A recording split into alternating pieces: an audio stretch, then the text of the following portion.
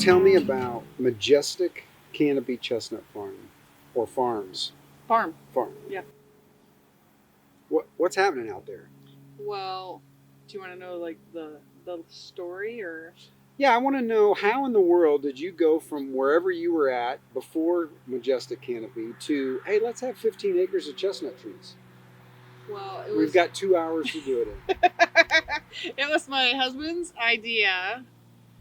He's the idea man. I am the, I guess I'm the color, and he's the, idea guy.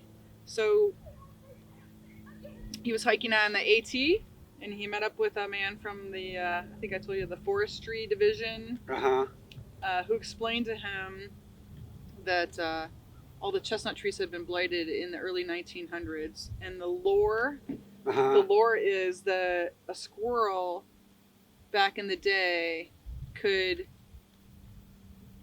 go from tree to tree, never touching the ground, only using the canopy of the trees from Maine to Georgia.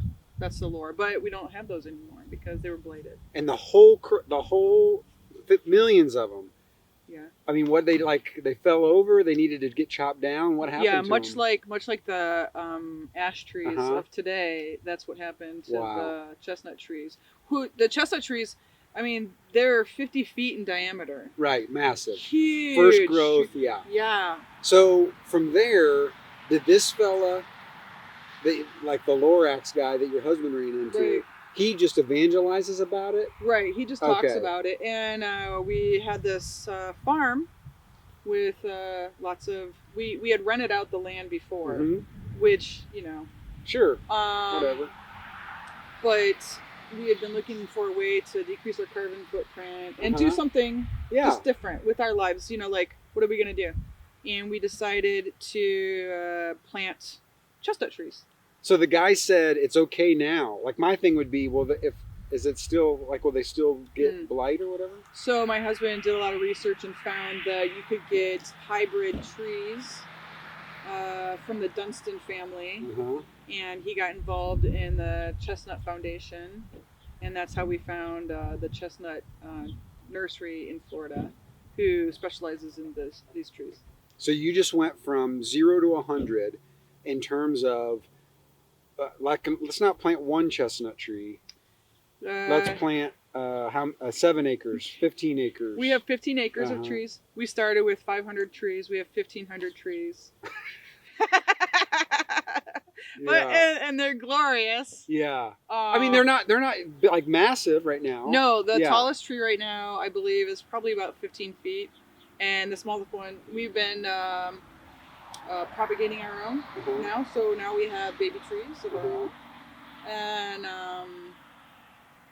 everybody loves the chestnuts. All of the critters. The deer. I don't know how you would get this necessarily. It looks kind of like a buckeye. Yeah, don't eat a buckeye. And it has a flat side on it. And this itself is in something with multiple, like it's in like a spiny. Yeah, I should have brought one of those. What is that called? The husk. Okay. Yeah. And those fall. Yeah, they do fall. Like we try to get them just as they're opening. We don't pick them too early because we want them to be ripe. But we do have to fight the deer off. Yeah. So. Sure. And there's plenty to go around. Yeah, there's plenty. The deer love us. And in the husk, how many of these are in there? It ranges. The majority of our chestnuts have 3. Okay. Triplets, I guess. And every now and then you'll get a quintuplet. You're like a 1. Yeah. But so you pick those up. You bring those back to where your pack room, your house. Yeah. And then you peel those open? We peel them out in the field. So we have a little trailer, and so we're picking up and peeling. We're gonna peel in.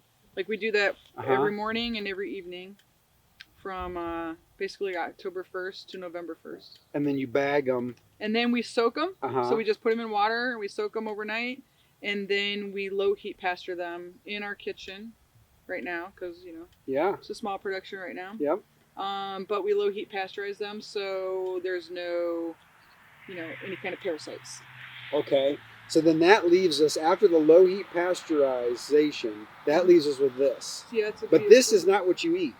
This still has a shell on it. That still has a husk in it. Okay, so then from here, what do you do with this? Well, we put the crisscross on them. Uh-huh. With a knife to score it. Right, and then we roast them in the oven for about 20 minutes. On what temp? 400, 425. For 20 minutes, oil on top of them? Nope. Just raw. Just raw. And then that's a cooked. From there, I can just go and peel the thing off. Yeah, that's a roasted chestnut. I like to take all of mine. Like if I have 30 of them, then once they're out of the oven, then I put them in a towel and let them steam a little more. And then I shell them all by hand. And then I dehydrate them to make the flour. And then I, put them in the food processor and process them several times, and then bag it up. And then you have chestnut flour, Yeah. or you can eat those. Oh, I eat the chestnuts all the time. Yeah. And then what about when you hear, this is of course always what I go to, and maybe everyone in America goes to, chestnuts roasting on an open fire. True. Is that they're roasting this? They're roasting that, yeah. Yes, they're scoring and roasting this in almost like a popcorn pan or Correct. something. Yeah. Okay. It's big in Europe. And in some eastern states. Well, we're bringing it back. Yeah, we are. Yeah. Ohio. So, hello, Ohio. So the chestnut roasting on an open fire, that is with, like I know, like right now, we're here at my farm and we're sampling these out, and we've got these in a crock pot.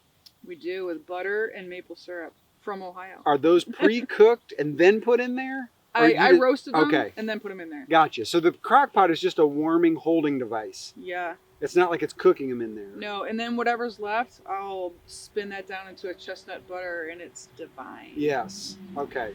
I got you. So that was it's a long way. This is not on that tree falling off onto the ground. Oh, look, here's a chestnut. It's not. Look what we've got here. No. All right. My 10th to last question. When the tree is 100 years old, the trees you planted, when did you plant your first trees? 2010. Okay, so we're a decade in. Yeah. And when we're a century in, how big will those trees be? Are those like the monsters? Yeah, they rival, like the redwoods. Really? Yeah. So you're saying in 200 years, you're gonna have 15 acres of redwood trees, assuming somebody doesn't cut them down. We hope that to leave a legacy for our family in that regard, and for the community. Really, we'd like to put the land into a trust so that it can't be disturbed. I mean, of course, you'll have to forest it for, to keep it healthy. But chestnut wood is an amazing wood to build furniture from. They used to build on all barns. I mean, people use that wood. Reclaimed chestnut wood is like a high commodity. We'll never see it, but interesting. So this is like the husk shell. It's kind of fuzzy on the inside, would you say? Yeah. And then, here's the harvested nut. There's like they're massive. Bit of pith. Yeah, they're nice big chestnuts. I mean, it's not like you're working to get a sunflower seed. You're getting a freaking... Oh yeah, they're this is a steak. Hardy. This is a freaking steak right here. Yeah, my dogs eat them while we're picking them. It's really cool. Okay, so what do you know? What have you learned? Like how deep have you dove on, like in my mind, I'm like, why is there not hundreds of people like you planting chestnut trees all over the place on all their little plots of land to bring back, what will in 200 years will be what we really probably need on the planet to survive? Mm-hmm. Well, because it takes 5 to 7 years for the chestnut to even start fruiting. So it's labor intensive. You have to be patient. We decided that if we are never even able to sell one nut, we still created a forest. Yeah. So that was our whole intention. And then we decided, it's a great way to get our kids involved and working the farm. So how do you plant them? As like in my mind, is it like an apple orchard where it's like tree 15 feet, tree 15 feet, Yeah, tree? 20 feet on, 20 feet off. Yeah, it's on a 20-foot grid. Uh-huh. And then later, as they mature more and the canopies get larger, we'll probably have to take that center tree out. Really? Yeah. Like you did it on accident, and you're like, that's too close. Yeah, we think that it might be too close, but we'll see how it goes. Okay. So they could be that 20 feet's not far enough. But they require a lot of water the first year. And that's all done by hand. Yeah, you remember, or still doing it if you plant new ones. Yeah, when we plant new ones, we do that, and we amend the soil. So we put a lot of, because there's a lot of clay out in this area. Can I eat this raw like this? Yeah, you can eat it raw. Okay. We eat them all the time. Yeah, there is a lot of clay. Yeah. Nutty. Do a flavor profile with me. Okay. On it. It isn't.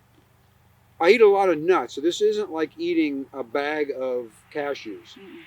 It's almost like taking a bite of a hard peach or something that's like. Yeah, it would be like an not unripe ripe peach. Apricot or peach. Yeah, for sure, and it's sweet. What does the flavor do when it's roasted? How does it change in like when you eat it raw? Well, the starches become a little more sweeter, and instead of being like a raw peach or apricot, it becomes more like a potato. Right. Softer.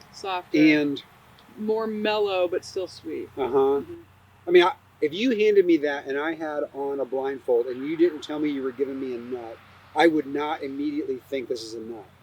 Yeah, a lot of people think that they are a tree nut, but because they're in a huge shell like that, they're not in the same class as a walnut or a pecan. And they're not like a legume. So like peanuts get thrown into the nut family, but they're not really. So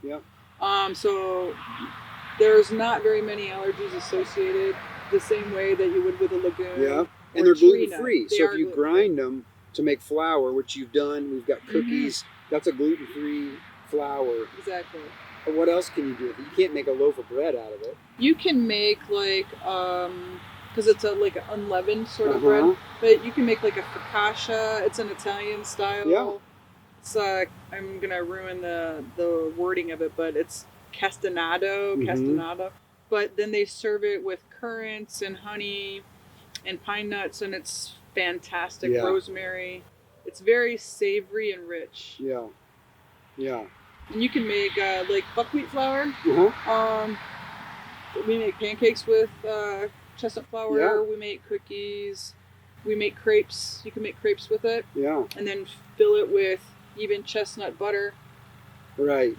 A lot of people make candied chestnuts. Really? In Europe, not here, but that's something I'm going to try this year. Every year I get to. What can I make out of it now? Yeah. Because you kind of get one or two things under your belt every year that like add to the quiver. Yeah. So I started grinding up this shell. Okay. And then making a body scrub with like regular body scrub stuff, but using the chestnut shell. Huh. Yeah. Like somebody put oatmeal in a bar of soap. Yeah, exactly. It's a roughage kind of good thing. For working hands. Yeah. Final question. Until I get to my next set of 10 questions. All of the, if you're going to, let's say you turn it into a business, or your kids turn it into a business. Yeah. Let's say that. Let's say one of your kids says, I'm going to do this full time. I'm going to have 5 revenue streams. Wow. Is one of the revenue streams propagating and selling like a nursery? For sure. Yeah, we're already started. Our son is working on propagating them. He has a great gift with that. And so we have propagated about 200 trees thus far. Most of them we've used to replant the ones in our yard that didn't work out so well, because we like to weed out. Like, we'll go through the year, we'll mark which chestnut tree has the biggest chestnuts. And then the ones that aren't doing so well, we'll like Sorry, I kind of take that out. had like a machismo, chauvinistic. I like chestnuts and I cannot lie. Yeah. Anyway, Who so had the biggest chestnuts? yeah, so I mean, but we want, yeah, so we want to work as a nursery, Yeah. as you know, a food source, and also as a education source. Yes. Like I think for my husband, of course, he likes the history of it. Yes. And he's super good at talking about it. I wish he was here today. That'd be great. Yeah, we'll do it later. But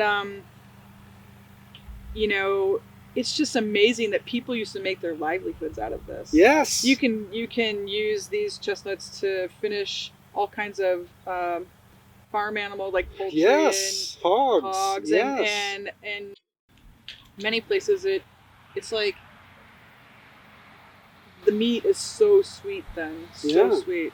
So there's a lot of uses for it. That you're describing, well, as a for instance, the light bulb, when your husband heard the Lorax talk about the trees, the light bulb went off in his head to spur action to this thing. And it's like, how many people could you bring through? Because it's got to be, I mean, I've not seen it. I live 20 minutes from it and I've not seen it. Like, it's got to be overwhelmingly breathtaking, like spiritual, like when you're in the middle of 1,000 trees. When it flowers in the spring, and some people don't like the smell, it's very heady. But it is like if all the trees are flowering at once, they have a very long spire.